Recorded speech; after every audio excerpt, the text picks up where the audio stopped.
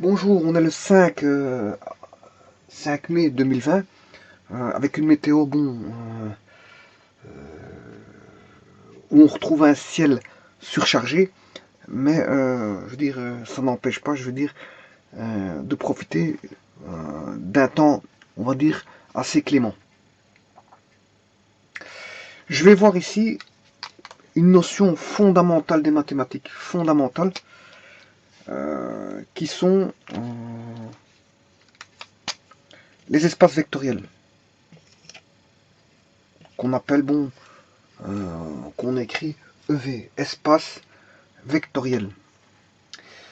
Alors, ces notions d'espace vectoriel sont fondamentales en mathématiques, hyper fondamentales, dans le sens où ces espaces vectoriels permettent de comprendre beaucoup de choses et d'aborder des théories, je veux dire, des théories qui peuvent faire comprendre énormément de choses dans, voilà, dans certains ensembles. Dans certains ensembles. Par exemple, je vais parler si je parle des suites ou des polynômes, ou encore des matrices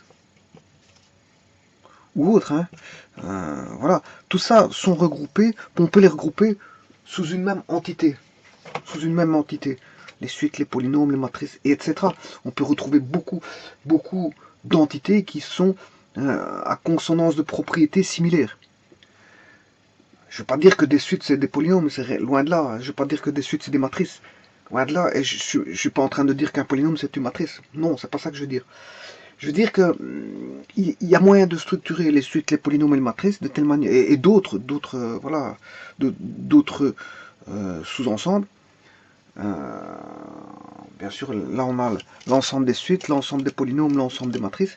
On peut les regrouper pour autant qu'ils répondent à des critères, et c'est le cas ici pour les suites, les polynômes et les matrices, de critères d'espace vectoriel. Une fois qu'ils ont le critère d'espace, les critères d'un espace vectoriel, hein, parce qu'en fait les critères d'espace vectoriel, je vous dis tout de suite, hein, on va commencer à dire les choses simplement, il n'y a que 4 critères. Voilà.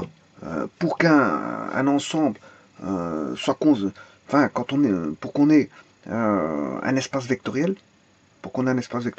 il faut 4 critères que je vais aborder d'ailleurs, hein. Le but de la vidéo, c'est d'aborder ces 4 critères pour entamer, pour savoir si on a un espace vectoriel. Et je peux vous le dire tout de suite, les suites, c'est un espace vectoriel.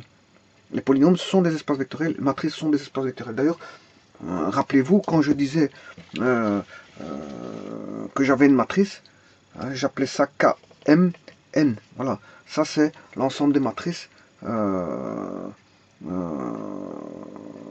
Enfin, ce sont les matrices sur le champ K. Sur le champ K, on a un espace vectoriel sur le champ K. Et la dimension, le nombre d'éléments de l'espace vectoriel, c'était M fois N. Alors, on avait un espace vectoriel sur le champ K, M fois N. C'était un espace vectoriel. Donc les matrices, quel que soit le genre, si c'était un genre rectangulaire ou un ordre carré, N fois N, qu'on appelait ordre N, comme ceci, Kn, c'était N fois N. Hein. Quand vous voyez Kn, c'était N fois N, c'est les matrices d'ordre N, c'est-à-dire les matrices carrées. Et qu'elles soient rectangulaires ou carrées, on avait un espace vectoriel. Alors, donc on avait déjà traité un petit peu ces notions d'espace vectoriel sans savoir ce qu'était un espace vectoriel, mais je disais que c'était un espace vectoriel. Tout comme les suites, maintenant je peux vous dire que les suites, ce sont des espaces vectoriels. Les polynômes aussi, ce sont des espaces vectoriels. Donc pourquoi, on va dire, décrire décrire ceci pour énormément de raisons. Pourquoi décrire les espaces vectoriels? Pour énormément de raisons. Une des premières raisons, c'est que dès le moment où vous avez des structures d'espace vectoriel, c'est-à-dire qui répondent à 4 critères que je vais élaborer dans cette vidéo, hein, vous allez voir les 4 critères, eh bien à ce moment on peut déduire des propriétés générales. Des propriétés générales qui vont découler des espaces vectoriels. Et donc, s'il y a des propriétés générales, ben, les suites vont répondre à ces propriétés générales, les polynômes vont répondre à ces propriétés générales, et les matrices vont répondre à ces propriétés générales. Voilà. Et on peut apercevoir qu'il y a, tout comme ceux qui connaissent la programmation, ce qu'on appelle les notions de classe. Hein, quand on a une classe et des objets, ben, les objets possèdent les propriétés de la classe.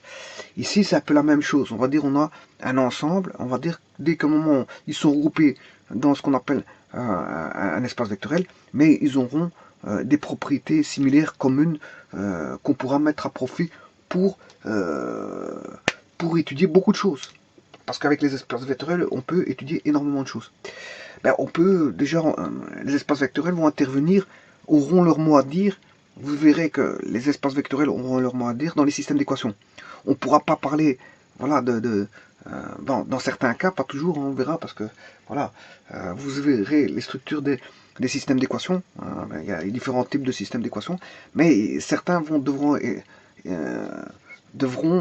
faire appel aux espaces vectoriels. Voilà. Alors, il n'y a pas que les équations qui devront faire appel aux espaces vectoriels. Je pense aussi aux, comment on appelle ça, aux équations différentielles. Donc, il y a les systèmes d'équations, les équations différentielles. Voilà. Et pas mal d'outils mathématiques feront appel à ces espaces vectoriels. Donc, je dirais ici que pour comprendre des notions, je veux dire, qui vont arriver par la suite, il faut absolument, pour ceux qui veulent voir les systèmes d'équations, et ça, c'est obligatoire, pour ceux qui veulent voir les matrices en détail, les applications linéaires, les matrices, voilà, les récurrences linéaires, les diagonalisations, etc. Voilà, les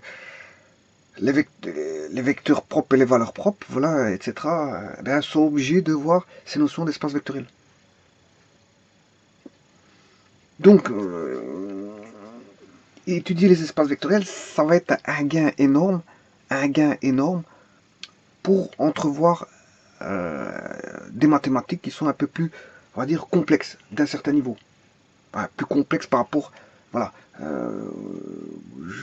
ne crois pas qu'en 6e secondaire, on voit les espaces vectoriels. Ça m'étonnerait. Parce que, bon, les gens n'y comprendraient rien. Déjà, pour comprendre un groupe, ils ont déjà difficile. Ben, voilà, vous leur dites ce que c'est qu'un groupe, bon, certains vont tout de suite comprendre, mais d'autres ne comprendront pas. Donc, s'ils comprennent pas déjà ce que c'est qu'un groupe, bon, il faut qu'ils oublient déjà ce que c'est qu'un espace vectoriel. Parce que, justement, les espaces vectoriels, ce sont des groupes. On joue avec des groupes. Voilà, on joue avec deux ensembles, et, dans ces deux ensembles, avec deux ensembles, vous allez voir qu'on fait trois groupes. On va jouer avec trois groupes. Donc un espace vectoriel, on va faire trois groupes. Donc les espaces vectoriels commencent à intervenir donc quand on fait des études supérieures. Hein, je vous le dis tout de suite. Voilà. Pourquoi? Parce que bon, quand on voit les systèmes d'équations, ben, elles sont simples en sixième année, parce qu'elles ne font pas intervenir les notions d'espace vectoriel. Mais dès le moment où vous voyez des systèmes d'équations un peu spécifiques, et bien là, à ce moment-là, le recours aux notions d'espace vectoriel sont obligatoires. Et donc à ce moment-là, vous devez devoir étudier les systèmes d'équations dans toute sa globalité. Et donc vous verrez que quand vous les étudiez dans toute sa globalité, mais il en est strictement déterminé des systèmes d'équations que vous aviez en 6e secondaire.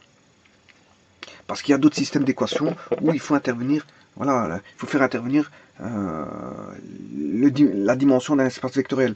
Voilà, mais si on ne sait pas ce que c'est qu'un espace vectoriel, on est dans le flou. Voilà, donc voilà, donc ici on va étudier donc les espaces vectoriels. Qu'est-ce que c'est qu'un espace vectoriel? Mais tout d'abord, qu'est-ce que c'est qu'un espace vectoriel? Un espace vectoriel doit répondre à 4 critères, je vous l'ai dit. Et il faut absolument 4 critères. Hein. S'il n'y a pas ces 4 critères, 1, 2, 3, 4, si ça répond à 3 critères, eh ben, c'est pas un espace vectoriel. Si ça répond à... S'il y a un critère manquant, ou 2 critères manquants, ou 3 critères manquants, on ne parle pas d'espace vectoriel. Il faut absolument 4 critères que je vais aborder. Mais avant d'aborder les critères, vous comprendrez que quand on joue avec les espaces vectoriels, enfin quand on manipule les espaces vectoriels, c'est qu'on manipule, si vous voulez, des ensembles. On a affaire à des ensembles. Voilà. Alors, combien d'ensembles? Ici, on va instituer 2 ensembles. Un ensemble K et un ensemble E. Voilà. Alors, K est muni, bien sûr, on peut là on a, si j'extrais ceci, j'extrais ceci, je ne regarde que l'ensemble K. Donc supposons qu'il n'y avait pas le E, l'ensemble E. Donc vous allez déjà constater que si je mets K et E, c'est déjà 2 ensembles différents. Si je les distingue, K et E, c'est déjà 2 ensembles différents. Alors maintenant, on va établir des lois dessus. Bon, les lois qu'on peut avoir, c'est tau et star. On peut avoir la loi T et star. Bon, mais moi, je ne vais pas les appeler T et star. Je vais aller au fin fond des choses. Enfin, au fin fond, je prends les choses pour comprendre mieux, pour mieux comprendre. Mais je vais prendre la loi additive et multiplicative. Je vais prendre la loi plus et fois. Voilà. Donc, ce qui veut dire que si je joue qu'avec K, mais je joue avec une loi de composition interne. Bon, alors maintenant, j'ai fait des vidéos là-dessus. Hein, vous pouvez aller voir les vidéos, je ne sais plus comment elles s'intitulent. Normalement, j'ai vu K+, voilà, et K fois. Voilà. J'ai vu les lois K+, comme elles peuvent se dénommer demi-groupes. On peut avoir une loi de composition interne avec K+. Voilà. Attention que ce sont... Là, c'est une loi de composition... On peut avoir une loi de composition interne dans K. Elle est interne, elle est propre à K. C'est une application qui a un élément de K. Je prends un autre élément de K, je retombe dans K. Voilà. Je prends un élément de K, que je vais appeler alpha. Voilà. Je prends un élément de K. Voilà. Je prends un couple. Je fais agir les 2 éléments pour avoir un élément de K. Voilà.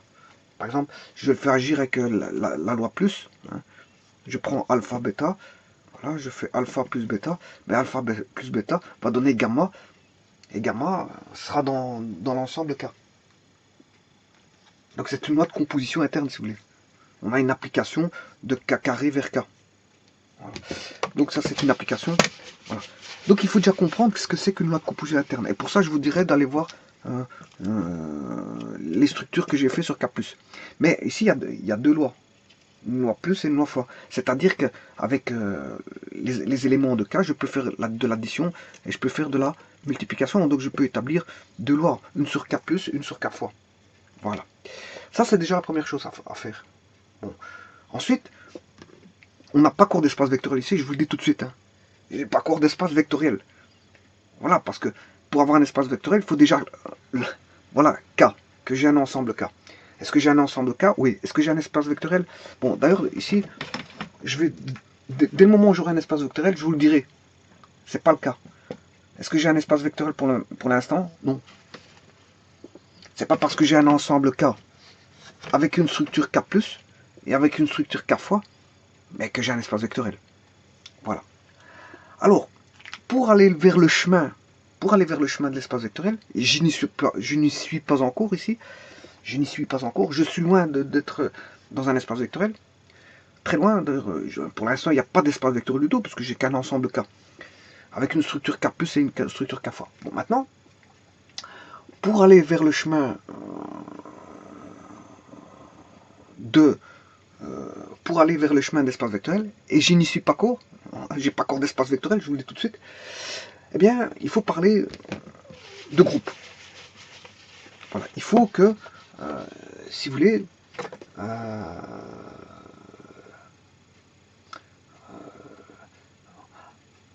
avant j'appelais ceci E. Je sais pas si j'avais appelé ça E. Bon, E c'est un ensemble général, je vous le dis tout de suite. E c'est un ensemble général, voilà, qui contenait des valeurs. Voilà. E était un ensemble général qui contenait des valeurs. Que j'appelle maintenant, ce E se transforme, si vous voulez, en K. Voilà, en K. Alors, voilà, j'ai pris un ensemble K. Avant, je l'appelais E+, voilà, E fois, voilà. Eh bien, maintenant, il ne s'appelle plus K, hein. J'ai décidé de changer voilà, de lettre. Le K devient E, enfin, le E devient K, et le K devient fois, pour une certaine raison que je vous expliquerai tout à l'heure. Voilà. Parce que je vais bien scinder, je vais prendre un ensemble E que je vais appeler E par après, et je vous dirai de quoi il est composé cet ensemble E. Voilà. Ici pour l'instant le E il est général, c'est un E général. Et puis je vais particulariser la lettre E pour un ensemble particulier, pour autant qu'on ait un espace vectoriel, parce que si on n'a pas d'espace vectoriel, il n'y aura pas de particularité de cet ensemble E. Voilà. Alors maintenant, il faut que, pour aller vers le chemin, et je n'ai pas encore d'espace vectoriel, je vous le dis tout de suite, pour aller vers un chemin d'espace vectoriel, il faut que, si vous voulez, ce K+, qu'on pourrait appeler aussi E+, hein, mais E+, je prendrai la lettre E pour autre chose, pour un autre ensemble. Donc je vais réserver l'ensemble E pour un autre ensemble spécifique quand, de telle manière que je dénommerai cet ensemble E avec ces éléments qui s'appelleront, qui auront une dénomination. Les éléments de l'ensemble E auront une dénomination, ainsi que les éléments de K, pour autant que j'ai un espace vectoriel. Or, ce n'est pas le cas, je n'ai pas d'espace vectoriel pour l'instant. Donc ici, l'ensemble E que je prenais dans les exercices précédents, j'appelais ça E, ben ici, ce E s'appelle K, tout simplement. Il s'appelle K. Alors, pour éviter tout amalgame, ici je vais effacer ceci, je n'appelle plus E, mais j'appelle K. Parce que je vais le distinguer avec un ensemble E qui est spécifique. Enfin, spécifique si c'est un espace vectoriel. Or, pour l'instant, je n'ai pas d'espace vectoriel, c'est ça que je veux dire. Alors, pour l'instant, il faut que K+ soit un groupe. Et je dirais même plus, un groupe abélien. Et là, on commence à aller vers le chemin des espaces vectoriels. Mais c'est pas encore un espace vectoriel. Donc, ici, K+ doit être un groupe abélien. Et je vous rappelle qu'un groupe abélien, vous pouvez aller voir les structures voilà, que j'ai dans certaines vidéos qui ont été établies dans certaines playlists, structures, je crois. La structure algébrique, je ne m'en rappelle plus. Voilà. Donc ici, et là j'avais étudié E+, je crois, E+, voilà, qui est, en fait ici, je l'appelais K. Donc le groupe abélien, ben, il faut que ce soit une loi de composition interne, et partout définie, bien sûr. Et ça, si vous allez voir la vidéo, ça explique tout ça. Hein. Qu'est-ce qu'une loi de composition interne est partout définie. Si vous voulez, si c'est une loi de composition interne, parce que je vais jouer avec K, des éléments de K, je vais faire agir l'addition sur les deux éléments de K, et je vais retomber dans K. Donc en fait, voilà, ça veut dire que là, on a une application, si vous voulez, de K carré dans K. On retombe dans K. Vous allez faire des opérations d'addition, bien sûr, parce que j'ai pris plus l'addition. Voilà. Pour éviter de généraliser, j'ai pas pris la loi T ou T inverse. J'ai pris une opération connue qui est l'addition. Voilà, comme ça c'est plus parlant que si je parle avec T ou T inverse. Bon, les gens ne comprendront moins. Donc ici j'ai pris une loi réaliste que tout le monde connaît depuis qu'ils sont enfants, donc K+, tout le monde connaît. Alors, pour aller vers le groupe abélien, il faut d'abord un critère qui est la loi de composition interne. Voilà, et elle doit être partout définie, ça veut dire que quelle que soit l'opération que je vais faire en addition, ben, je trouverai toujours un résultat. Bon. Ensuite, pour aller vers le groupe abélien, je dois avoir un demi-groupe. Avant de parler de groupe, il faut passer par un demi-groupe. On étudie le demi-groupe avant de passer par le groupe. C'est le cheminement. On ne sait pas parler de groupe directement, c'est impossible. Voilà, il faut d'abord établir si on a des critères qui vont arriver les uns à la suite des autres. Donc je veux dire, on ne parlera pas de groupe alors qu'on ne sait pas si c'est une loi de composition interne est partout définie. On ne parlera pas de groupe si on ne sait pas si on a l'associativité. Je rappelle qu'un demi-groupe, c'est quand on a l'associativité. Quand l'associativité, le critère d'associativité possible, on parlera de demi-groupe. Et puis, bon, on parlera de demi-groupe unital. On fera la recherche d'un demi-groupe unital pour dire qu'il existe un neutre. Voilà. Et puis après, si on étudiera la commutativité, et s'il y a la commutativité, si on a tous les... je rappelle qu'un groupe abélien, c'est un groupe commutatif. Hein. Alors, voilà, quand on a un demi-groupe commutatif, à ce moment, on regarde si c'est pas un groupe. Voilà. Alors, qu'est-ce que c'est qu'un groupe? Mais le groupe, aura le critère de loi de composition interne, aura l'associativité, aura un neutre, et là, quand on aura un neutre, on parlera de groupe quand on aura un symétrique. Bien sûr, pour l'addition, hein, je parle de l'addition. Là, c'est l'opérateur d'addition. Voilà. Et donc, quand on a un groupe, quand on aura un symétrique, et en plus la commutativité, on aura ce qu'on appelle un groupe commutatif. Voilà. Ça, c'est tous les critères pour avoir un groupe abélien. Il faut une loi de composition interne est partout définie. Il faut que la structure soit un demi-groupe, c'est-à-dire que pour tout élément, on puisse faire l'associativité. On aura un demi-groupe unital, c'est-à-dire qu'on aura un neutre. Voilà. Et que on a des symétriques par rapport à ce neutre. Bon, pour parler de symétrique, il faut que le neutre existe. Hein, parce qu'on ne parle pas de symétrique sans neutre. Voilà. Et alors après, s'il y a la commutativité, on parlera de groupe abélien ou commutatif. Voilà. Donc il faut que K+ soit un groupe abélien.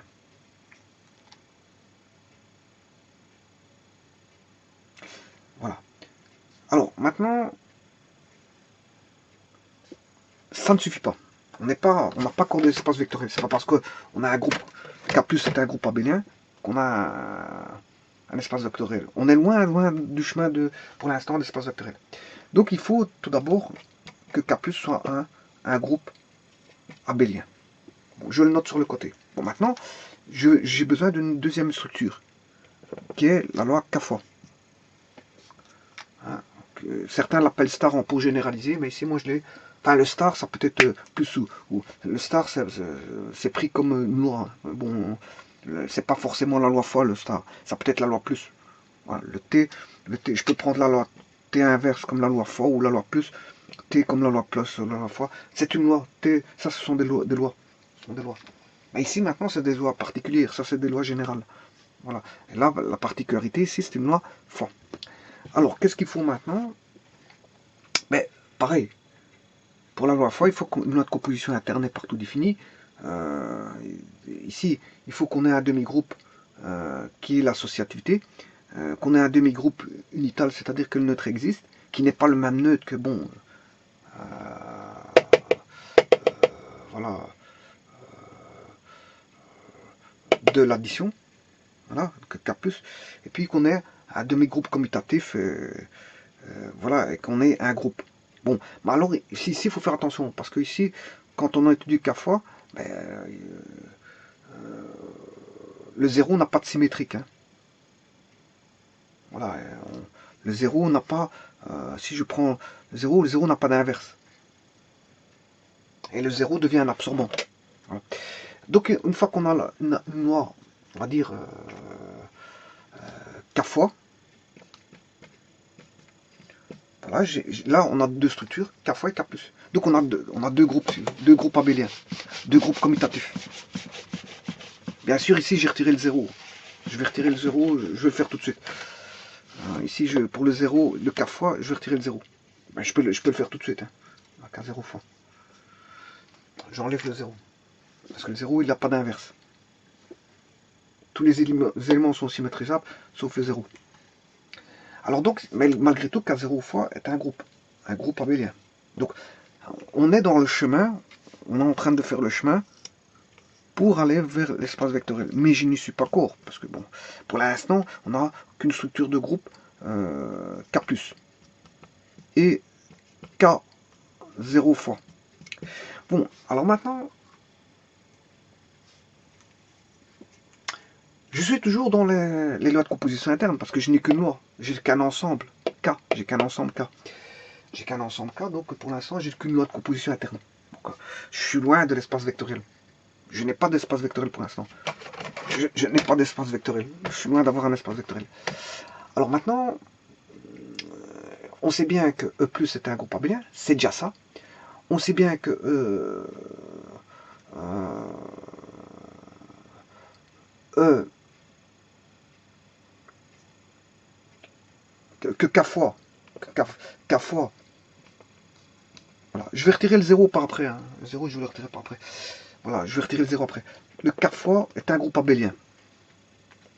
On sait bien que, bon, il y a la commutativité, l'associativité, il y a le neutre, il y a le symétrique, sauf pour 0, ben voilà. Voilà, mais je vais le retirer après le 0. On a la commutativité, l'associativité, c'est une loi de composition interne et partout définie, aussi bien pour les deux, voilà. Ils ont tous les deux, je veux dire, les mêmes critères. Ils répondent tous les deux aux mêmes critères. Bon, maintenant, je vais faire agir les deux lois ensemble. Bon, et si je fais agir les deux lois ensemble, mais à ce moment-là, je peux parler de K plus fois. Là, je joue avec une seule. On a manipulé une structure avec qu'une seule loi, plus, avec un ensemble K. Là, j'ai manipulé une loi fois dans un ensemble K. Ici, je joue toujours avec une loi de composition interne, mais cette fois-ci, je vais manipuler les deux lois. Alors maintenant, quand on a la distributivité entre les deux lois, on peut avoir la distributivité. Si on a la distributivité, on commencera à parler d'anneaux. Voilà, on commencera à parler d'anneaux, distributivité de la loi plus par rapport à de la loi fois par rapport à la loi plus. On commencera à parler d'anneaux. Alors, après les anneaux, on parlera de corps commutatifs, et puis on parlera de champs. Voilà. Donc, on parlera K plus fois sera si K plus fois on a la distributivité, on parlera d'anneaux, et puis on parlera d'anneaux unital, voilà, d'anneaux commutatifs, etc. Puis on parlera de corps, et ensuite de corps commutatifs qui sont le champ. Alors pour ça, pour bien comprendre ces notions-là de anneau, corps, champ, ben, allez entrevoir la vidéo E plus fois. Vous tapez E plus fois dans les structures playlist structure E plus fois, vous allez voir ce que c'est qu'un. J'ai développé là ce que c'était qu'un champ. Donc là, en sachant qu'ici le E c'est K. Voilà. Vous allez voir la vidéo, tout est bien mentionné. Tous ces critères là ont été très bien mentionnés. Donc si on finit par se dire à travers les critères que entre les deux lois on a bien la distributivité, et voilà, et que on a bien un groupe abélien ici et un groupe abélien ici, mais pour autant qu'on retire le 0, là, à ce moment-là, qu'il y a la distributivité entre plus et fois, voilà, là, il faut le retirer. Hein. Quand on parle de champ, il faut retirer voilà, le 0. Là, je le retire automatiquement parce que le 0 n'a pas d'inverse. Voilà, et là, à ce moment-là, si je sais que K plus est un groupe abélien et que K0 fois est un groupe abélien et qu'il existe la distributivité entre le plus et le fois, on a ce qu'on appelle un champ. On a un champ. Voilà. Là, on peut commencer à entamer la structure. Donc, maintenant, ce que je peux dire, c'est que je ne vais plus me dire que j'ai deux groupes, mais j'ai un champ qui va relier. J'ai un groupe commutatif ou groupe abélien pour K+, un groupe abélien pour K0 fois, et j'ai un champ pour K plus fois. K plus fois est un champ. Voilà. Alors, est-ce qu'on a un espace vectoriel? Non, pas encore. Je suis loin d'avoir un espace vectoriel et je n'ai pas d'espace vectoriel pour l'instant. Voilà. Alors, là, on jouait qu'avec une loi de composition interne. Maintenant, je fais intervenir un deuxième ensemble. Un deuxième ensemble que cette fois-ci, je vais appeler E. Là, maintenant, on va jouer avec deux ensembles. Donc on ne parlera plus de composition interne. On va parler de composition externe. Voilà, parce que comme j'ai deux ensembles, on va voir où vont se situer les éléments de l'ensemble. Ça, c'est déjà une chose. Voilà. Voilà.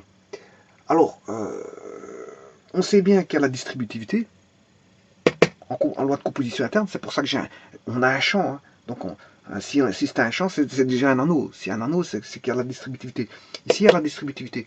Et vous allez voir que la distributivité va revenir en tant que critère dans les espaces vectoriels. Elle intervient déjà une fois ici. Voilà.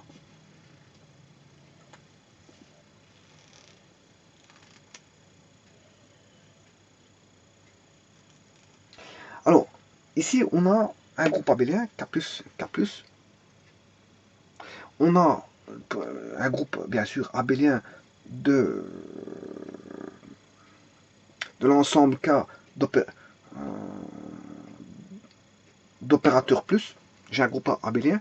J'ai un groupe abélien ici qui est K0 fois, et les structures K plus fois est un champ.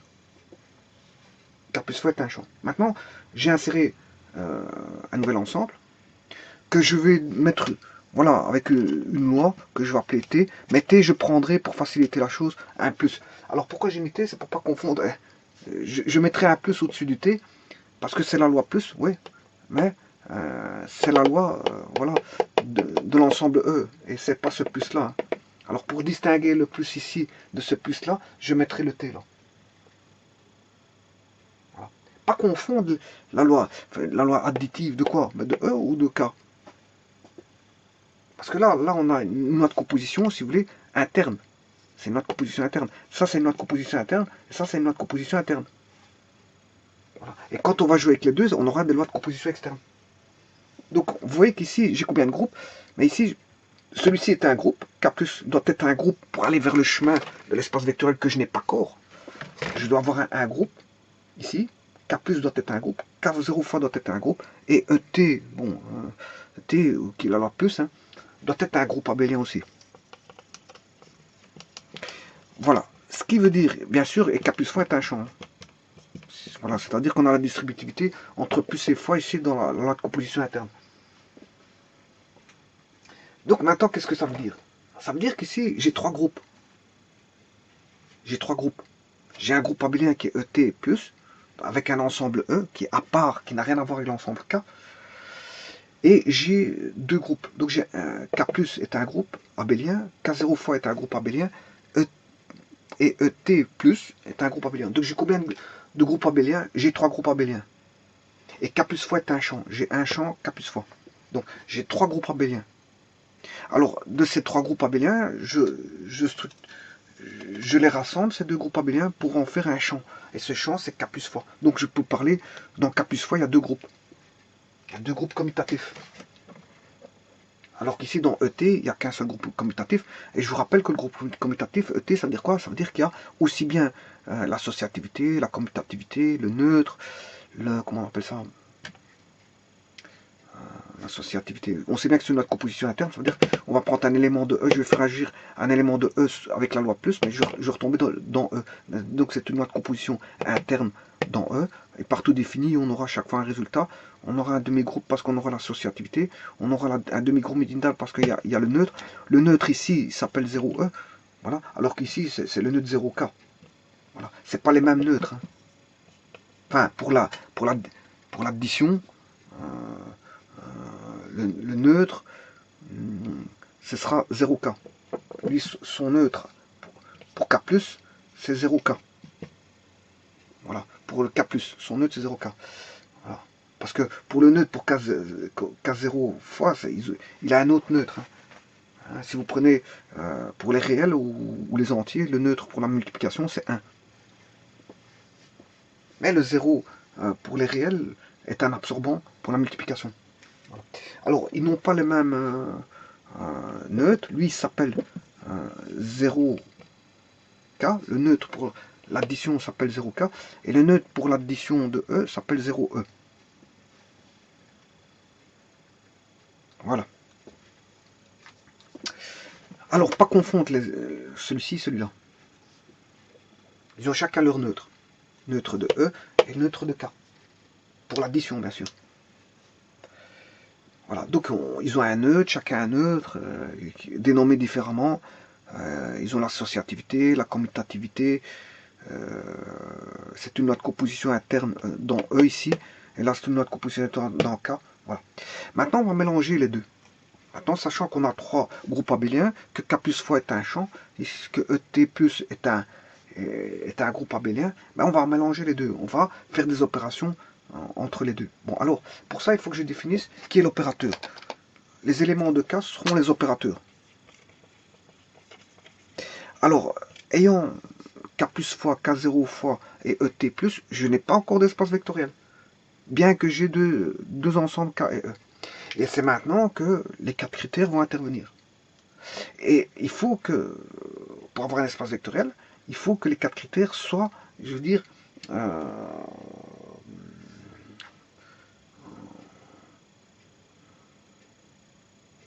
que les quatre critères soient présents. Il faut que les quatre critères soient présents. Parce que si un des critères, je vous l'ai dit tout à l'heure, si un des critères est manquant, on n'a pas d'espace vectoriel. On n'a pas d'espace vectoriel. Alors, je vous rappelle qu'ici, K plus fois, je vous avais dit que pour avoir un champ, mais il faut qu'il soit un anneau. Et c'est le cas. Parce que si c'est un champ, il faut passer par l'anneau. Et si c'est un anneau, il y a la distributivité. Donc ici, il y a déjà la distributivité, si vous voulez, de plus fois dans l'ensemble K. Voilà. Maintenant, je vais regarder s'il n'y a pas une espèce de distributivité entre K et E.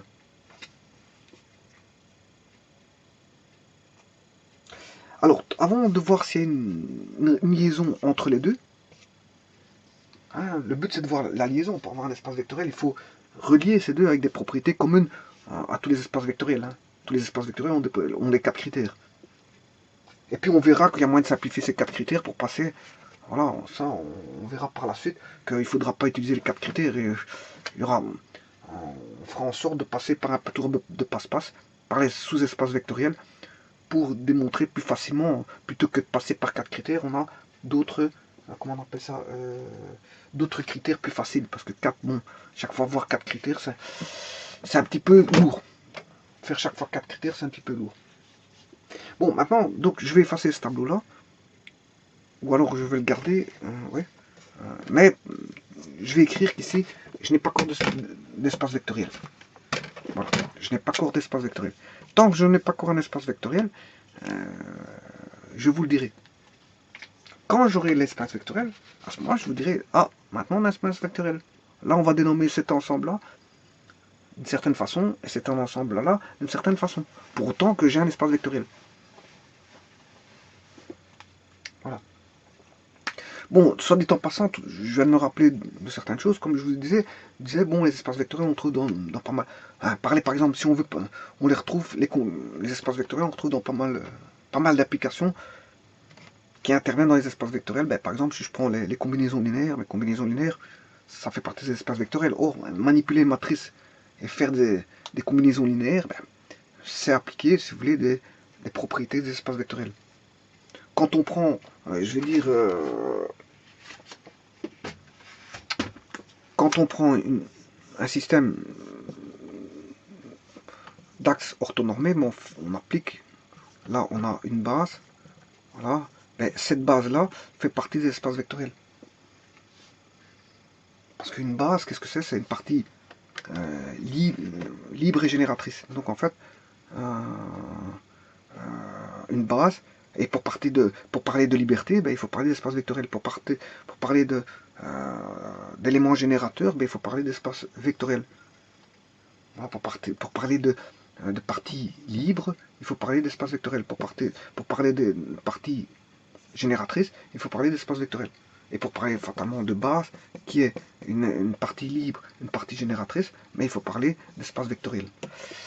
Voilà. Donc, mais ici, pour l'instant, voilà. Donc, vous voyez, les notions d'espace vectoriel vont se retrouver, je veux dire, voilà, dans beaucoup d'endroits des mathématiques, vous allez voir les notions d'espace vectoriel. Mais le problème, c'est que les personnes n'aiment pas les gens esquivent ça. Et alors qu'il n'y a rien à esquiver, c'est fondamental. Ce sont des notions fondamentales. Alors, est-ce que j'ai deux ensembles? Oui, pour l'instant j'ai deux ensembles. J'ai un champ ici, c'est-à-dire deux groupes et la distributivité entre eux plus et fois. Voilà. Entre fois, la distributivité de fois par rapport à plus. Voilà. On a ça. On a une note composition. Si j'ai une note composition interne avec deux lois. Hein. Là j'ai une note composition interne avec une loi qui est plus. Mais ici pour la distinguer de celle-là, j'ai mis T avec un plus au-dessus. Voilà. J'ai deux ensembles, chacun possède leur neutre. Voilà. Alors, est-ce que j'ai un espace vectoriel ici? Non, pas encore. Bon, alors, maintenant, je dois faire une interrelation entre les deux. La première des choses, c'est de créer une interrelation. Une interrelation entre les deux.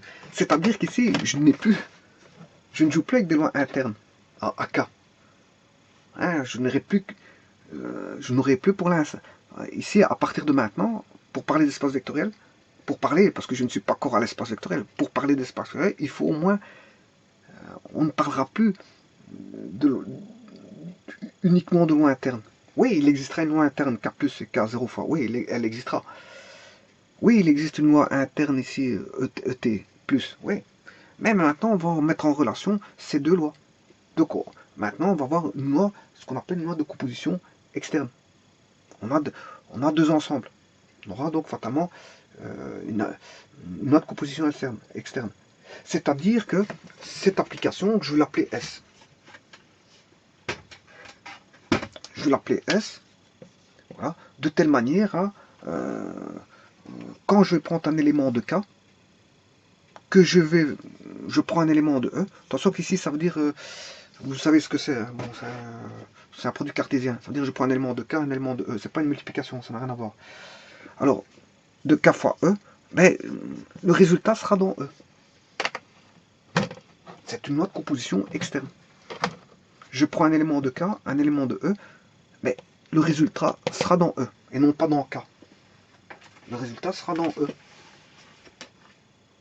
Par exemple, les éléments de K, je les appelais alpha, bêta, gamma, delta, etc. par les lettres grecques. Eh bien, si je prends par exemple alpha, je fais agir, je prends un élément de E. Pour l'instant, je ne l'ai pas encore fait agir. Je prends un élément, pour l'instant, je suis juste en train de prendre les éléments.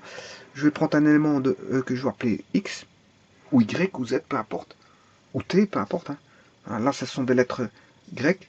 Là, ce sont des lettres latines. Voilà. Lettres grecques, latines, je ne sais pas. Je peux mettre X, Y, Z, ce que vous voulez ici. Je peux mettre alpha, bêta, gamma, delta. Ouais, j'aurais pu mettre même A si vous voulez. Voilà.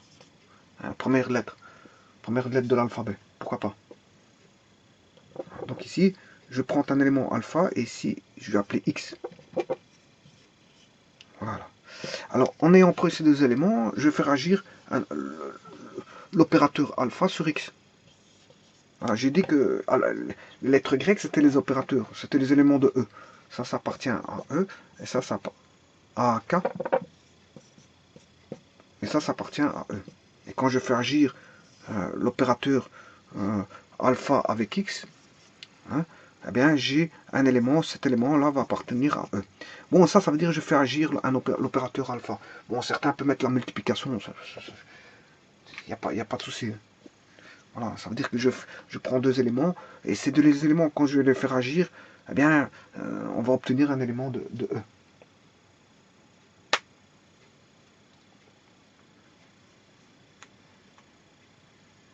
Alors, donc il faut qu'on ait... ça, c'est ce qu'on appelle une application. Hein, ça veut dire que... et ça, c'est valable pour toute valeur. Hein, pas pour tout couple alpha x, mais... quand je ferai agir l'opérateur alpha sur x, ben, j'aurai un élément qui appartiendra à E d'office. Et donc là, on a ce qu'on appelle une application. Et on a bien une loi de composition, non pas interne, mais externe. Externe parce qu'on fait agir deux ensembles séparés. Voilà. Donc on a une loi de composition interne et l'action de l'opérateur alpha sur un élément de E, mais on va avoir un élément de E. On va avoir un élément de E. Ça veut dire que je vais prendre ceci, un élément d'ici, un élément de celui-ci, mais en fait c'est celui-ci qui va gagner, le résultat va se retrouver ici. Le résultat va se retrouver là, et non pas là. Et non pas là ou là. Voilà, il va se retrouver là. Le résultat, l'action de prendre un élément ici et un élément là, mais le résultat va se retrouver là. Donc c'est lui qui est gagnant par rapport à l'action de l'opérateur sur un élément de E que je vais appeler ici X. X, Y, Z, etc. Donc ici c'est alpha, bêta, gamma, delta, voilà, epsilon, ou alpha 1, alpha 2, X1, X2, X3, enfin peu importe, vous pouvez les appeler comme vous voulez. Moi je les appelle alpha, bêta, gamma, delta, bon, ça me suffit que quelques lettres pour démontrer ce que je vais démontrer. Et là, quelques lettres pour démontrer ce que je vais démontrer. Donc j'ai pas besoin d'appeler ça alpha I pour étendre à une multitude voilà, de valeurs. Il n'y a pas besoin. Alors, on a une loi de composition externe. Là, il faut le savoir. Donc on a une loi de composition externe. Voilà. Ça, c'est une loi de composition externe. Est-ce que j'ai un espace vectoriel pour l'instant? Non. Alors qu'avant, voilà. Avant, je parlais toujours des lois de composition interne, mais on voit une des lois de composition externe. C'est une application de K fois E dans E. Voilà.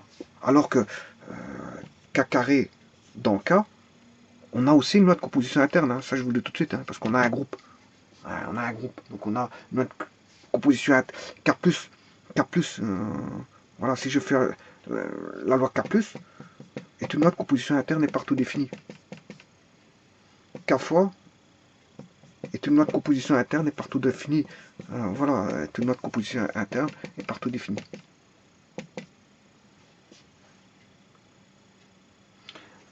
E T plus est une loi de composition. Donc je prends de E carré vers E, c'est toutes des applications. J'ai une loi de composition interne et partout définie. Donc j'ai combien de lois de composition interne? Mais j'en ai une, deux, trois. Voilà. Et je fais interagir, bien sûr, un élément de K qui est un champ, ça c'est un champ, vers un élément de E qui est un groupe abélien. Voilà. Donc ça veut dire qu'ici j'ai deux lois et deux lois K. J'ai K plus fois est un champ. J'ai deux lois et deux groupes abéliens.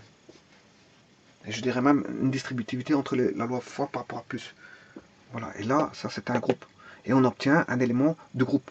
Donc quand je vais faire interagir les deux éléments, je vais avoir un élément de E qui est un élément de groupe abélien. Voilà. Donc on a trois lois de composition interne et partout définies, et une loi de composition externe. Bon, loi de composition externe, mais on va passer d'un élément opérateur qui fait partie d'un champ, il fera partie d'un groupe qui est le groupe abélien E. ET+. ET+, c'est un groupe abélien. Voilà, donc on est sur le chemin d'espace vectoriel. Est-ce que j'ai encore un espace vectoriel? Pas encore. Est-ce que j'ai un espace vectoriel? Pas encore. Voilà. Bon, maintenant, on sait bien qu'on doit avoir ceci. Donc, je dois avoir une loi de composition externe. Je vais le résumer ici. Là, loi de composition externe. C'est-à-dire une application, si vous voulez, une application de K fois E dans E. Une application. Voilà. Alors maintenant, je vais voir les 4 critères. Alors maintenant, voilà le premier critère. Bon, les critères, ils n'ont pas un ordre prédéterminé. Hein. Je peux prendre le premier, le dernier, le troisième, le quatrième. Voilà. Voilà. Ici, il n'y a pas de critères, je veux dire, de choix. Pour commencer. On commence où on veut. Où on veut pour commencer. Voilà. Par contre, moi, je suivrai un ordre. Pourquoi je vais suivre un ordre? Parce qu'on sait bien que K plus fois est un champ. Or là, on a déjà, comme c'est un champ, si c'était un champ, c'est un anneau. Si c'est un anneau, il a la distributivité. 2 fois par rapport à plus. Voilà. Donc on a la distributivité, on a déjà une distributivité. Voilà. Ici, je vais en définir une seconde distributivité. Voilà. On va définir une seconde distributivité, c'est-à-dire que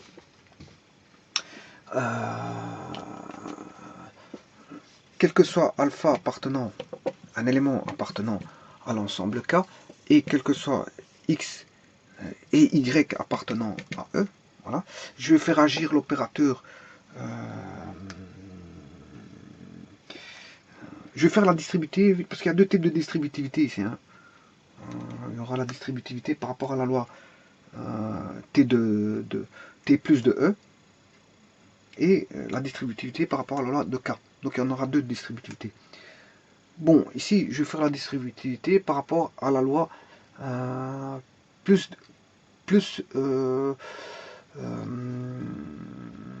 vais faire la distributivité par rapport à la loi ET+.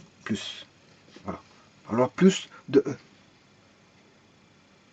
Alors, ici, je dis que quel que soit alpha appartenant à K, quel que soit XY appartenant à E, pour définir la distributivité, ce sera alpha xt plus Y, voilà, xt plus Y.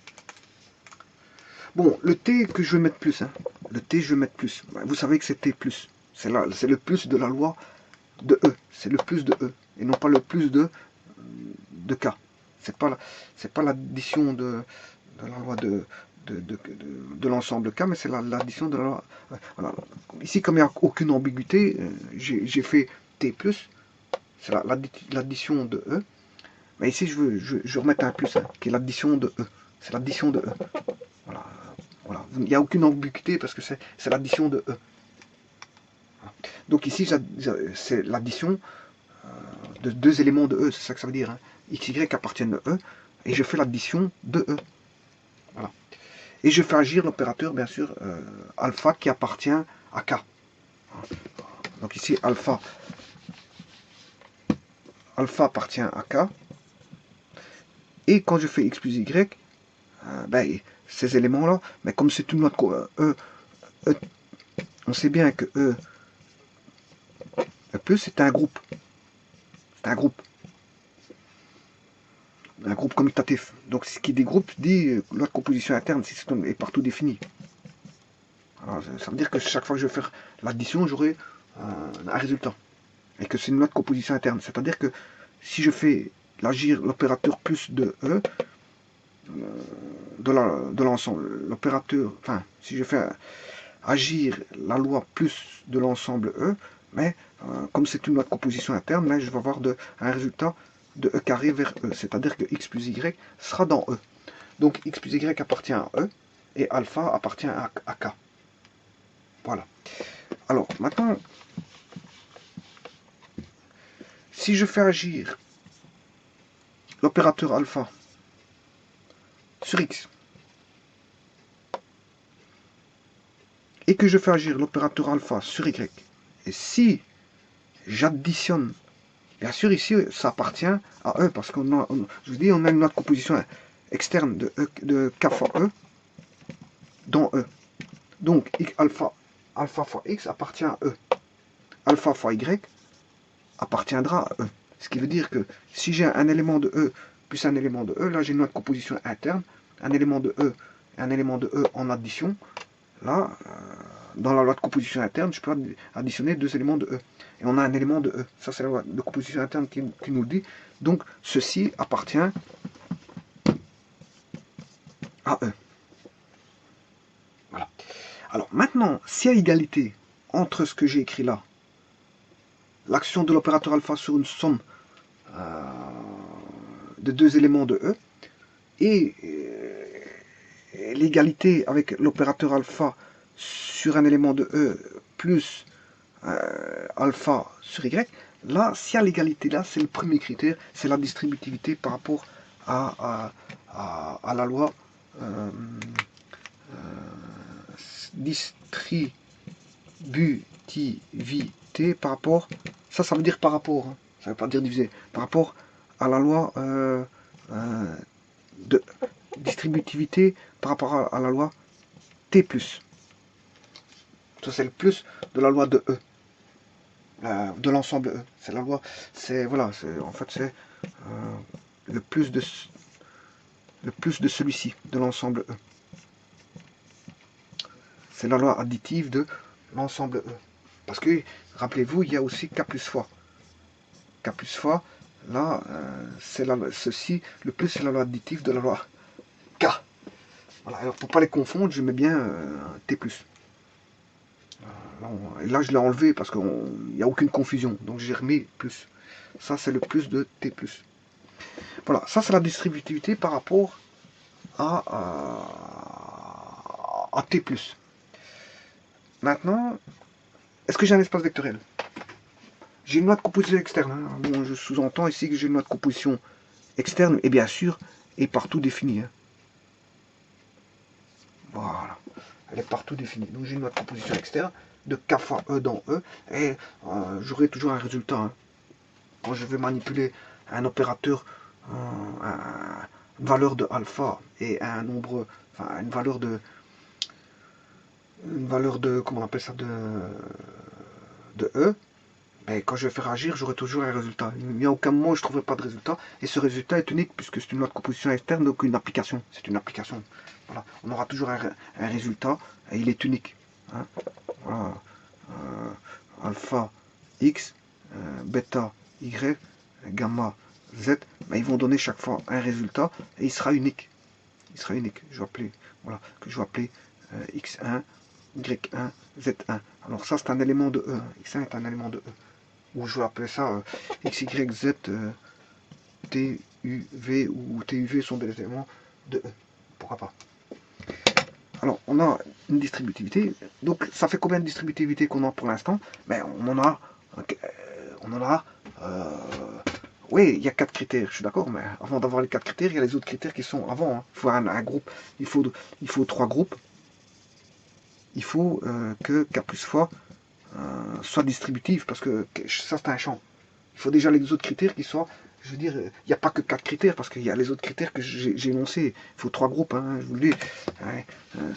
Quand je mets les 4 critères, c'est les 4 critères complémentaires par rapport aux autres critères qui existent. Hein, parce que les autres critères, je vous l'ai dit, il faut que K plus soit un champ, et là-dedans, on retrouve K plus est un groupe abélien, K fois, je retirais bien le 0, K fois est un groupe abélien. Je retire le 0 parce que le 0 n'est pas symétrisable. Hein, pour le fois, pour la loi fois. Alors, voilà, K plus fois est un champ. Voilà, bon, ça veut dire qu'on a une composition interne et partout définie, bien sûr. Voilà, et que, je veux dire, il faut qu'on ait ET plus qui soit un groupe abélien. Un groupe abélien, voilà, il faut qu'on ait une note de composition externe de K fois E,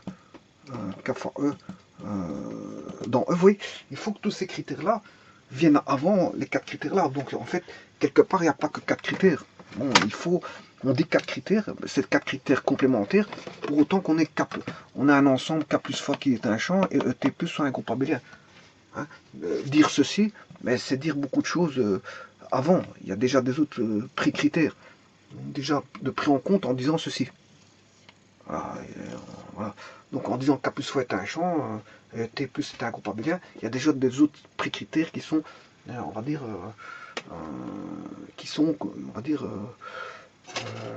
pris en compte.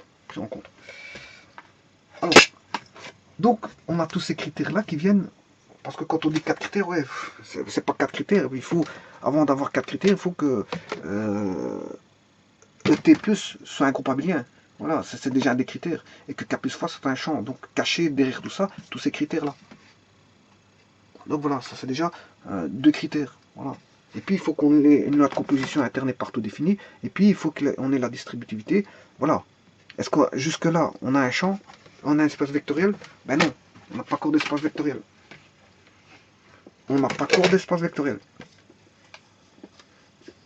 On n'a pas encore d'espace vectoriel, bien qu'on a tout ça. Bon, alors maintenant, on va regarder la distributivité.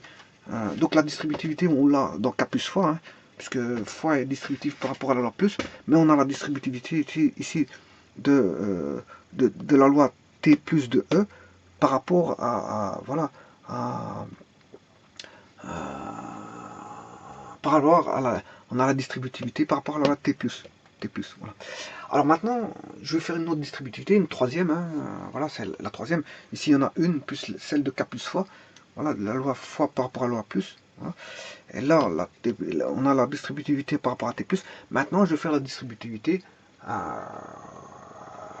par rapport à la loi plus de K. Par rapport à la loi plus de K. Alors, ici, je peux prendre quel que soit alpha, bêta appartenant donc à K, et quel que soit x appartenant à E, eh bien, je vais définir la distributivité par rapport, bien sûr, à la loi plus de K, et non pas la loi T de, à la loi plus de T, de E. Voilà, je ne suis plus par rapport à la loi plus de E, c'est parce que T+, c'est l'addition de l'ensemble E. Addition de l'ensemble E. Alors, on va faire ça. Donc, ce qui fait, si par exemple je prends l'opérateur alpha, j'additionne, enfin, je prends une valeur alpha, une valeur bêta, bien sûr, ça appartient à E, parce que si notre composition interne, elle est partout définie, donc j'aurai un résultat d'office, et alpha plus bêta, parce que quel que soit alpha, bêta, j'aurai toujours un résultat, parce que si notre composition interne est partout définie, et le résultat est unique. Alpha plus bêta est une autre composition interne, donc appartiendra à K. À K. À K. Alors, maintenant, je fais agir la multiplication. La multiplication. Je vais faire agir l'opérateur avec, comment est-ce qu'on appelle ça, le vecteur. Enfin, je m'excuse, pas le vecteur, j'ai rien dit, C'est pas, pour l'instant, j'ai pas de vecteur, j'ai pas encore de vecteur. Voilà, par rapport à x, x qui appartient à, comment est-ce qu'on appelle ça, à E. Voilà, x appartient à E. Donc je fais agir l'addition de deux valeurs, mais je fais agir avec l'opérateur que je veux obtenir, qui est un nombre de k, bien sûr. Je fais agir avec l'opérateur de E, mais le résultat sera déjà dans E, parce que c'est là, ceci, ça appartient à K, celui-ci appartient à E, et donc le résultat total, ben, c'est comme si une composition externe de K fois E dans E, mais le résultat ici sera dans E. Voilà. Alors maintenant, si je fais agir, si je fais agir l'opérateur alpha sur X et l'opérateur bêta sur X, et que j'additionne, et que je trouve l'égalité entre alpha X plus bêta X, si je trouve cette égalité, le critère de distributivité de la loi plus de K est réalisé. Voilà. Donc ça, c'est la distributivité par rapport à la loi plus de, on va dire, de K. Voilà. Ça, c'est la distributivité par rapport à la loi plus de E. Alors, est-ce que j'ai un espace vectoriel? Eh bien non. Je n'ai pas cours d'espace vectoriel. Tant j'ai que deux critères. J'ai deux critères complémentaires, bien sûr, à K plus fois et ET plus est un groupe abélien. Pour l'instant, j'ai ces deux critères supplémentaires en plus des critères, des sous-critères qui sont derrière tout ça. Bon, alors maintenant, on va chercher un troisième critère vers la voie de, comment on appelle ça, vers la voie d'espace vectoriel.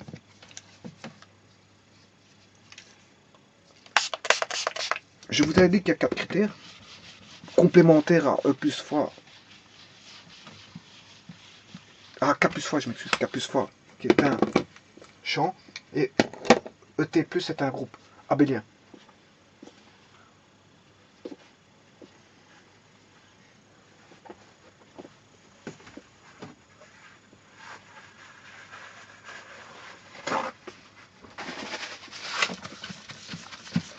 Allons chercher le troisième critère.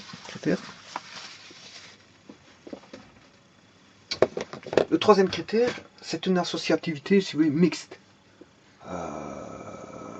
Une associativité mixte. Donc,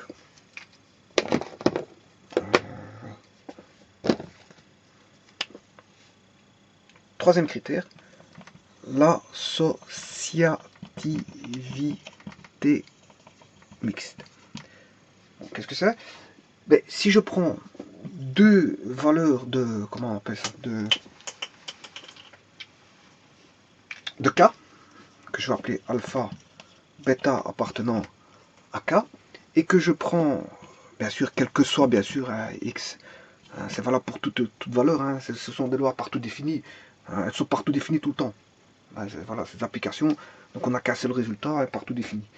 On a toujours un résultat, et ce résultat est unique. Voilà, et quel que soit X appartenant à E, mais l'associativité mixte, mais je prends alphabet, la loi fois du champ, K plus fois. K plus fois est un champ. Je vais faire agir la loi fois. Donc je vais faire alpha fois bêta. Alpha fois bêta. Voilà, alpha fois bêta, c'est notre composition interne. Bon, ceci, ça appartient, si vous voulez, à K. Il appartient à K. Voilà. Je fais agir sur l'opérateur ceci, comment on appelle ça, de E, voilà. Et normalement, celui-ci va donner un résultat unique, voilà, alpha fois bêta, puisque on a une note composition interne partout définie dans K, donc alpha fois bêta va donner une valeur unique. Alors, ici, j'aurai un élément de K et un élément de X, donc on aura un élément qui appartiendra à E, puisque on sait bien que c'est une note composition interne. Je prends un élément de K et un élément de E, j'ai un élément de E d'office, et il est unique. Bon. Mais maintenant, s'il s'avère que j'ai alpha, si je prends l'opérateur bêta, que je lui fais agir sur l'élément de comment on appelle ça, de E, là j'ai un élément de E. K, bêta est un élément de K. Bêta est un élément de K. X est un élément de E. Comme on a une autre composition externe, bêta fois X va te donner bêta opérateur. Si je prends l'opérateur de bêta que je fais associer à un élément de E, j'ai un élément ici de E. C'est une autre composition externe. K fois E dans E, j'ai un élément de E. Maintenant, si je fais ceci, c'est de E, si je fais encore agir le alpha par rapport à cet élément de E, mais j'aurai encore, le K appartient à, enfin alpha appartient à K, alpha opérateur de bêta X appartient à E, mais j'aurai un élément ici qui appartiendra à K fois, là j'ai K fois E, le résultat sera dans E. Et maintenant, s'il s'avère que il y a égalité,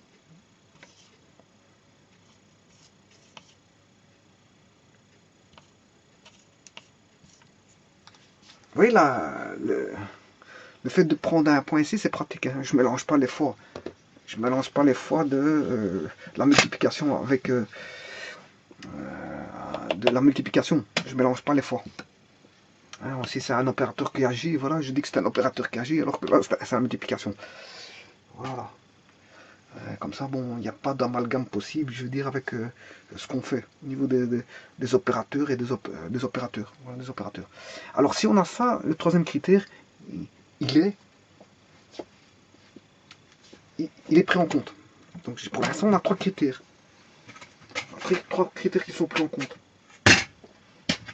Donc, la distributivité par rapport à la loi T plus de E, la distributivité par rapport à plus de la loi K, on a l'associativité mixte, hein, voilà, on a l'associativité mixte, et enfin, le dernier critère, 4, c'est que on va avoir l'absence d'effet de l'opérateur 1 sur un élément quelconque de E. C'est-à-dire que si je prends l'opérateur 1, enfin, la valeur 1, non, l'opérateur 1, oui, c'est bien, c'est bien ce que je raconte, 1 qui est un cas particulier qui appartient à K. C'est un opérateur, voilà, c'est une valeur de K, que j'appelle 1.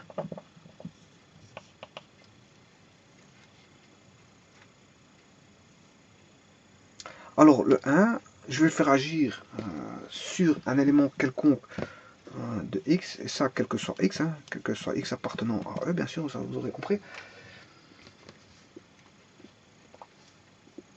Alors, si je fais je fais agir sur x, et que, à ce moment-là, le 1,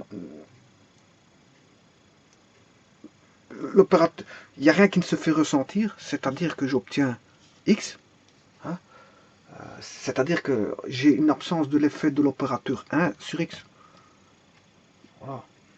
Donc j'ai x, en résultat j'ai x.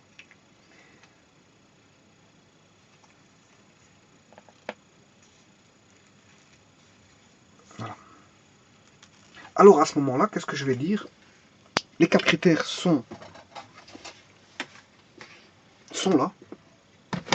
Et maintenant, j'ai un espace vectoriel. Et quand on a un espace vectoriel, quand on a un espace vectoriel, on dira que ET est un espace vectoriel, on va dire, sur le champ K plus fois.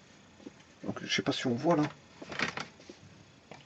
ET est un espace vectoriel sur le champ K plus fois quand on a tous ces critères-là que je vais vous énoncer. Et à ce moment-là, et uniquement quand les 4 critères sont et les sous-critères qui sont derrière, bien sûr, mais les 4 critères principaux par rapport aux sous-critères, voilà, qu'on a K plus fois est un champ, et que ET est un groupe, ET avec la loi additive est un groupe abélien. Voilà, ça c'est tous les 6 critères avant, mais si on a les critères en plus distributivité par rapport à la loi T, à la loi plus de E, à la plus de E, qu'on a la distributivité par rapport à la loi plus de K, qu'on a l'associativité mixte et l'absence de l'effet de l'opérateur 1 sur un élément de E, quel que soit l'élément de E, bien sûr. Si on a ces 4 critères-là, qu'est-ce qui se passe? Eh bien, on dira que ET, avec sa loi additive, est un espace vectoriel sur le champ K plus fois, et à ce moment-là, uniquement à ce moment-là, je le répète 2 fois, pourquoi? Pourquoi je répète ça 2 fois? Parce qu'il va de soi que c'est uniquement à ce moment-là que les éléments de E sont appelés des vecteurs. Des vecteurs, et donc fatalement les éléments de K des scalaires. Parce que j'entrevois beaucoup de personnes qui disent que qu'ils entament la chose, la chose en partant du principe que eux sont appelés les vecteurs et K les scalaires. C'est complètement faux. Complètement faux. C'est complètement faux. J'ai vu ça dans différents endroits. K, les éléments de K ne sont pas des scalaires, les éléments de E ne sont pas des vecteurs. Voilà, tant qu'on n'a pas les 4 critères définis avec les sous-critères. Tant qu'on n'a pas, et c'est pour ça que chaque fois j'avais barré l'espace vectoriel, et que maintenant il n'est plus barré l'espace vectoriel. Maintenant, on a un espace vectoriel. Et quand vous avez l'espace vectoriel, ben, on a des vecteurs. Bon, et maintenant, quand vous avez des vecteurs, ben, les vecteurs, on peut les mettre avec une barre au-dessus, pour signifier qu'on a des vecteurs. Donc, vous voyez que les éléments de E sont des vecteurs et les éléments de K sont des scalaires, pour autant qu'on a ET plus soit un espace vectoriel sur le champ K plus fois. Donc il faut deux ensembles K et E. Là, et c'est là uniquement qu'on parlera. Donc les opérateurs c'était des scalaires, sont des scalaires à ce moment-là quand on a ET plus qui est un espace vectoriel. Donc on parle de vecteurs et de scalaires que quand on a un espace vectoriel. Effectivement, dans les matrices, il y a des vecteurs. Il y a des vecteurs dans les matrices. Et vous verrez que dans les matrices, il y a des vecteurs, et que quand on prend les vecteurs de l'espace, un espace vectoriel n'a rien à voir avec les vecteurs de l'espace, ça n'a rien à voir. Un espace vectoriel répond à des critères. Or, les vecteurs de l'espace répondent aux critères d'espace vectoriel. Donc, s'il répond aux critères d'espace vectoriel, ben voilà, les vecteurs de l'espace forment un espace vectoriel. il forme un espace vectoriel si, et effectivement, il répond à tous les critères. S'il répond à tous les critères, et il répond effectivement à tous les critères, je peux le démontrer, qu'il répond à tous les critères. Donc, les vecteurs de l'espace, l'ensemble des vecteurs de l'espace, c'est un ensemble c'est un espace vectoriel. Donc, quand vous entendez espace vectoriel, ça n'a rien à voir avec le vecteur, ça n'a rien à voir. Voilà, ça n'a rien à voir avec le vecteur de l'espace. Voilà. Quand on dit espace vectoriel, ça veut dire que qui dit espace vectoriel, ça veut dire que répondre à des critères. Or, les vecteurs d'espace répondent à ces critères-là. Voilà. Donc, les polynômes répondent à ces critères d'espace vectoriel. Les matrices répondent à ces critères d'espace vectoriel. Donc, on pourra parler de vecteurs dans les notions de matrices. Des matrices, pourquoi pas? Parce que n'allez pas entrevoir les matrices, les vecteurs de l'espace et les vecteurs des matrices. Voilà, la notion de vecteur est généralisée à la notion d'espace vectoriel. Et les éléments de E sont les vecteurs et les éléments de K sont les scalaires. Voilà. Qu'est-ce qu'un espace vectoriel? Il y a beaucoup d'espaces vectoriels. Et les éléments de E seront appelés des vecteurs, quel que soit l'espace vectoriel. Donc on a généralisé, je veux dire, généralisé de gros ensembles tels que les polynômes, les suites, les matrices, les vecteurs de l'espace, etc.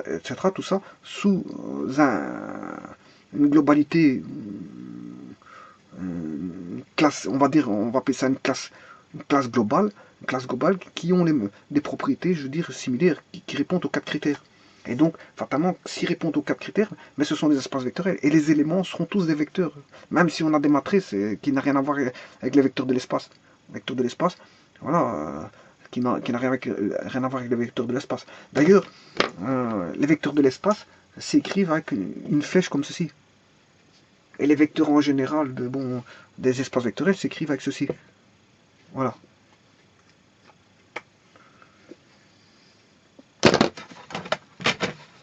Voilà, donc qu'est-ce que c'est qu'un vecteur? Ce sont un élément de E pour autant qu'on a un espace vectoriel qui répond aux 4 critères, avec les sous-critères derrière. On a, voilà, et dès le moment où on a un espace vectoriel, les éléments de K sont appelés des scalaires. Donc on aura des scalaires et des vecteurs. Et à tout moment, on parlera de scalaires, de vecteurs, quel que soit, je veux dire, si on a des matrices, des suites ou des polynômes, on peut parler de vecteurs et scalaires ou des vecteurs de l'espace ou autres. Parce qu'il n'y a pas que ça qui sont des espaces vectoriels.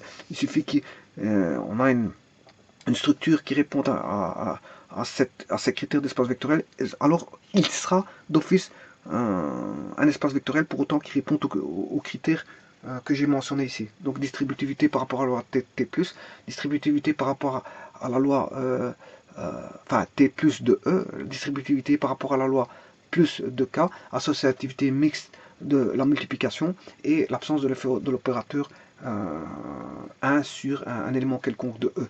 Voilà. Et en plus de ça, en plus, mais ça c'est sous-jacent, ça l'était déjà parce qu'il faut déjà partir par hypothèse que K plus fois est un champ, donc on a la distributivité de 2 fois par rapport à plus, puisqu'on a un anneau là-bas, voilà, et que K plus est un groupe abélien, K fois est un groupe abélien, mais ça c'est déjà pris en compte parce que K plus fois est un champ, donc il faut tenir en compte qu'on a un champ K plus fois, que K est un champ. Parce que si on n'a pas de champ, voilà, si on n'a pas un champ ici, ben, ça ne sert à rien de parler d'espace vectoriel. Si K n'est pas un champ, on n'a pas d'espace vectoriel. Voilà. Si ET plus n'est pas un groupe, on n'a pas d'espace vectoriel. Donc il faut partir sur des bases là avant de faire les 4 critères, bien sûr. Donc il faut, par hypothèse, se dire que déjà, il faut pour avoir les 4 critères, il faut que ET plus soit comment est-ce qu'on appelle ça, un groupe abélien et que K plus fois soit comment est-ce qu'on appelle ça, un champ. Un champ. Un champ. Et bien sûr qu'il existe une autre composition externe entre K et E. Hein. Quand on prend un élément de K, un élément de E, on fait agir l'opérateur de scalaire ici. Bon, maintenant on sait bien que c'est un espace vectoriel, donc je peux l'appeler le scalaire. Si je fais intervenir un scalaire, l'opérateur scalaire avec un opérateur vecteur, parce que je sais bien que c'est un espace vectoriel, mais ça doit donner un élément de E. Donc alpha x va donner un élément de E. Deviendra un élément de E. Alpha x devient un élément de E. Alpha x devient un élément de E. Donc si j'écris ceci, ben, c'est un élément de E. Bêta y, c'est un élément de E. Voilà.